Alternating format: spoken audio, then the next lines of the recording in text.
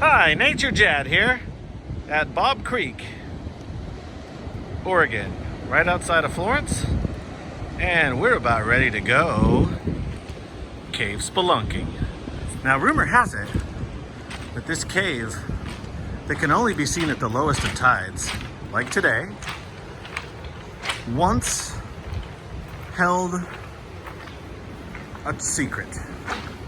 And that secret was an ancient monkey man. Yeah, you heard it. A monkey man. The monkey man terrorized the natives back in the early 18th century.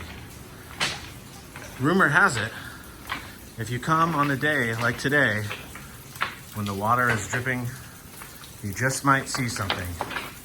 And we'll have a look around. Oh, what was that? What was that? There's something in here. Oh my goodness! What is that? Oh no! Oh no! Ah! Nature Jadd has died.